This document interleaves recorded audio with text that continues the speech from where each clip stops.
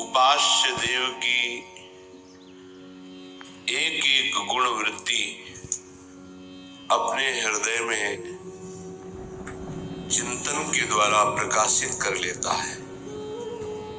जैसे उपास्य देव का स्वभाव वैसा ही उपासक का, जैसे उपास्य देव ज्ञान गुण गंभीर समुद्र के समान, ऐसे ही उपासक हो जाता है। क्योंकि उपास्य देव के चिंतन से ही उपासक की उपासना परिपक्व मानी जाती है। तो जिसका हम चिंतन करते हैं उसका प्रभाव हमारे हृदय को प्रभावित कर देता है। जैसे हम प्राकृतिक वस्तु अभी चिंतन करें, कोई खट्टी चीज का, कोई तो अभी जबान में पानी आ जाएगा। वस्तु नहीं है, केवल चिंतन। किसी द्वेषी पुरुष का जिसने आपका अपमान किया हो, निंदा किया हो, उसका चिंतन करें, अभी गुस्सा आने लगेगा। अभी काम भाव का चिंतन करें, अभी काम भाव आ जाएगा। जब हम जिसका चिंतन करते हैं उसका प्रभाव हमारे हृदय में पड़ता है। यदि हमारा संसार का चिंतन होता रहा तो संसार विषम है, संसार दुखालय है, संसार द्वंद्व में है। तो उपासक द्वंद्व में फंस जाएगा, विषमता में फंस जाएगा, दुख में फंस जाएगा। प्रभु द्वंद्वातीत है, प्रभु सुख राशि है, आनंद राशि है, सहज कृपालु है, समस्त सद्गुणों के भंडार है। जब हम प्रभु का चिंतन करते हैं तो वही हमारे हृदय में अंश रूप से प्रकाशित हो जाता है। तो प्रायः सबके मुख से निकलने लगता है, ये तो मनुष्य रूप में साक्षात भगवान है, ये तो भगवान है। क्यों? क्योंकि भगवान का चिंतन करते करते समस्त भागवतिक गुण आ गए। और जब संसार का चिंतन केवल होता है, सुख वांछा होती है, तो ऐसा नीच स्वभाव हो जाता है कि सबके मुख से निकलने, ये तो राक्षस है मनुष्य रूप में। यदि उपासक का चिंतन शरीर का होता है, शरीर के भोगों का होता है, शरीर के सुखों का होता है, तो वो उपासक नहीं, वो विषयी है। यदि विषयों का सेवन करते हुए भी प्रभु का चिंतन होता है तो वो उपासक है, चाहे गृहस्थ हो चाहे विरक्त हो।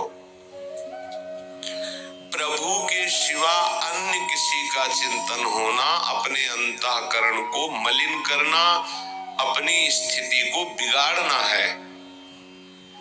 केवल प्रभु का चिंतन करना, बहुत कम समय में भगवत प्राप्ति कर लेना है। ये बात हृदय में बैठा लिए।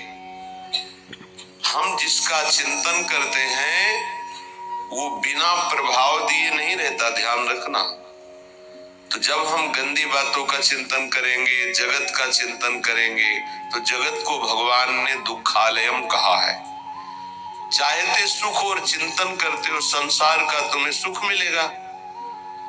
जो आनंद सिंधु सुख राशि प्रभु है, सुख चाहते हो तो प्रभु का चिंतन करो। जब दुख नहीं चाहते हो तो सुख सिंधु प्रभु का चिंतन क्यों नहीं करते? चाहते हो सुख और चिंतन करते हो संसार का, चाहते हो सुख और करते हो पाप, जिसका परिणाम है दुख। पाप का तात्पर्य होता है शास्त्र विरुद्ध आचरण, वही पाप कहलाते हैं, वही अपराध कहलाता है।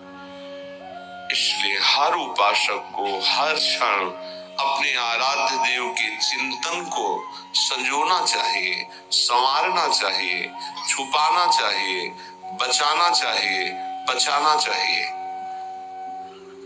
ऐसा कर ले गया तो दिव्यानुभूतियां उसके हृदय में ऐसी सच्ची मानिए, आपको जो सुख प्रभु के चिंतन में मिलेगा वो ब्रह्मा के पद में भी नहीं है। ये केवल कथा नहीं है कि प्रवचन किया जा रहा है, केवल आप चित्त जोड़िए थोड़ा प्रियालाल से, किशोरी जी के चरणों में चित्त को जोड़िए। राधा नाम से चित्त जोड़िए।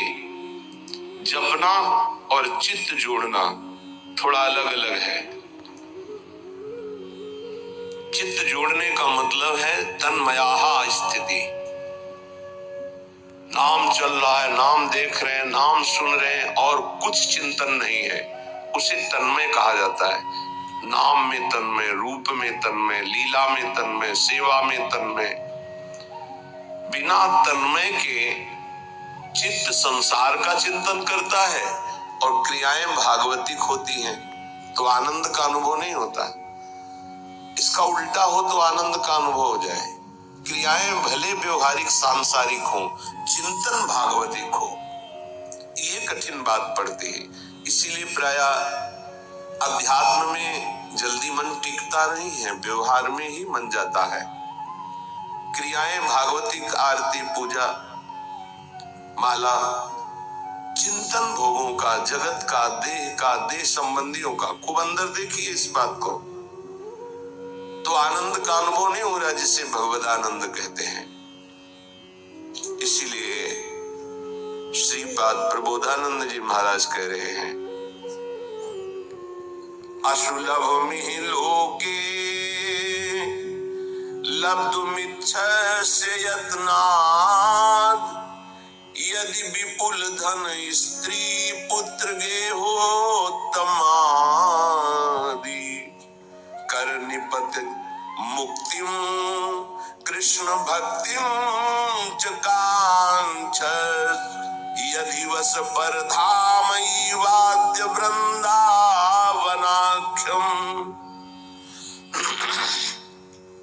तुम्हें बहुत संपत्ति की चाह है, मेरे प्रभु का भजन करो, सच्ची मानिए, ऐसी संपत्ति प्राप्त होगी कि न पारमेष्ठ्यम न महेंद्रधिष्ण्यम न सार्वभौमम न रसाधिपत्यम न योग सिद्धिर न पुनर्भवम वा। विश्वास करो, 4 दिन भजन करते हो, ऊब जाते हो, ऐसे नहीं। लक्ष्य की प्राप्ति के लिए प्राणों की बाजी लगाई जाती है, चाहे कोई लक्ष्य हो। लौकिक लक्ष्य में क्या खिलवाड़ से कोई विजय प्राप्त करता है? प्राणों की बाजी लगाकर जब अभ्यास किया जाता है तो साधारण से साधारण और असाधारण से असाधारण सब पर विजय प्राप्त की जाती है जब प्राणों का मोह छोड़कर अभ्यास किया जाता है। ऐसे ही भजन का अभ्यास आप मान लीजिए, जो चाहिए वो प्राप्त हो जाएगा। श्रीपाद कह रहे असुलभमिहि लोके लब्धुमिच्छस्य यत्नात्, तुम प्रयास से उतना धनी नहीं हो सकते हो जितना भगवत कृपा से हो जाओगे। प्रयास तो सब कोई कर रहा है कि मैं सर्व सुखों का भोक्ता बन जाऊं, पर बन पा रहा है क्या?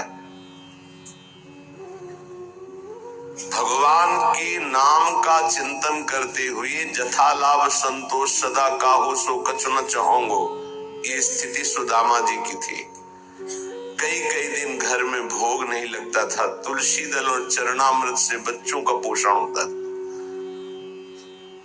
एक दिन द्वारिकाधीश की कृपा कटाक्ष हुई, द्वारिकापुरी की तरह वैभव सुदामापुरी में। भगवान के लिए कुछ मेहनत करनी पड़ती है।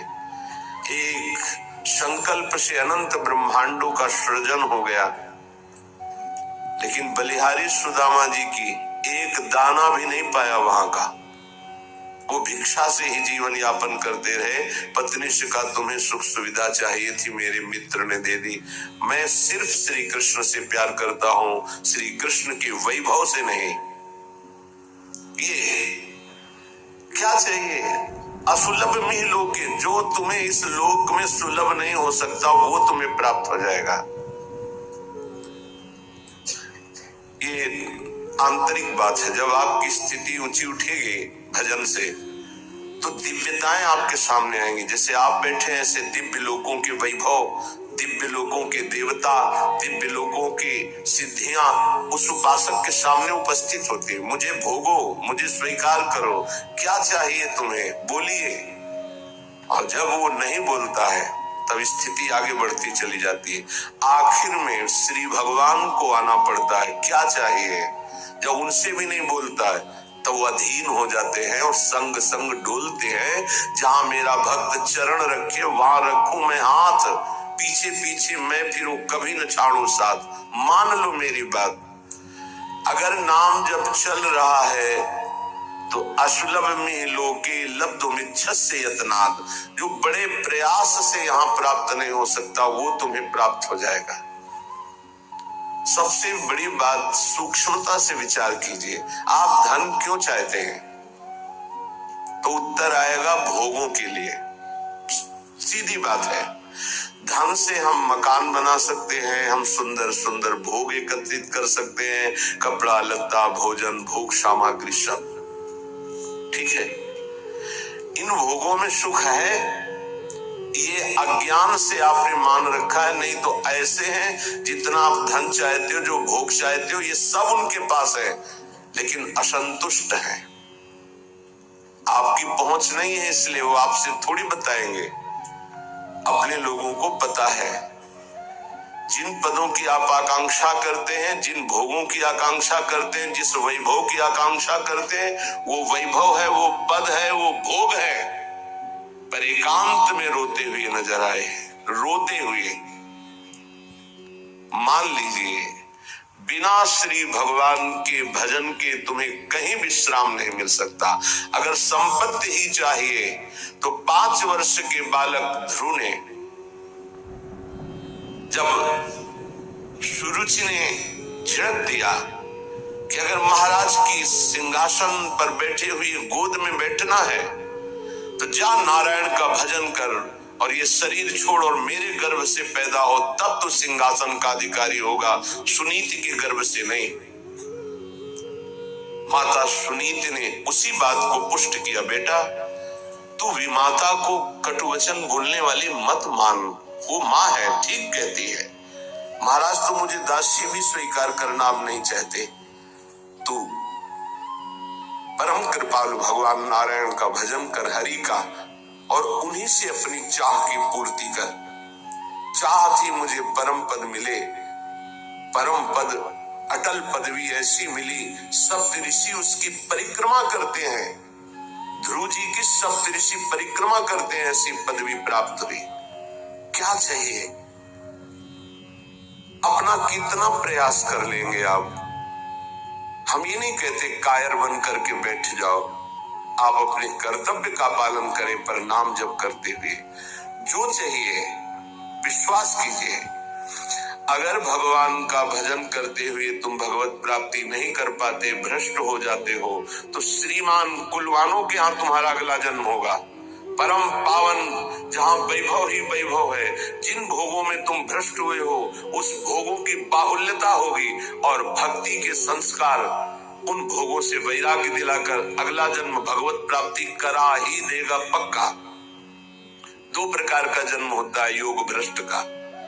यदि वो भोगों में भ्रष्ट हुआ है तो भोग की बाहुल्यता और भक्ति संपन्न घरों में जन्म होगा, और यदि वो वैराग्य की चूक हो गई है तो अगला जन्म उसको सीधे ऐसे गृहस्थों के यहाँ होगा जो अकिंचन वैरागी और भगवत भक्त होंगे, जहां जन्म से वैराग्य के संस्कार और फिर भगवत तत्व का बोध, भगवत प्राप्ति।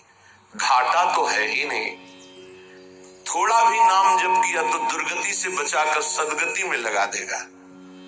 जो चाहिए वो प्राप्त, विश्वास कीजिए। पर किसान भी खेती बोता है तो इंतजार करता है, सुरक्षा करता है, सींचता है, निकालता है, तब वो जाकर के कहीं फसल प्राप्त करता है। ऐसा नहीं कि दूसरे तीसरे दिन उसे फसल मिल जाती है। आज आप नाम जपना शुरू सोचते हैं एकदम चमत्कार हो जाए, जो कहा जा रहा है एकदम संपत्ति आ जाए, एकदम सारे दुख मिट जाए। ऐसा नहीं होता, ऐसा नहीं होता। कोई कार्य एकदम ऐसे नहीं होता, उसकी भूमिका बनती है। पहले अनर्थों की निवृत्ति होती है, जिसको पाप कहते हैं। पाप प्रवृत्ति का नाश होता है, पहले पाप नाश, फिर पाप प्रवृत्ति का नाश, फिर भागवतिक भावों का उदय, फिर जो चाहोगे वो प्राप्त हो।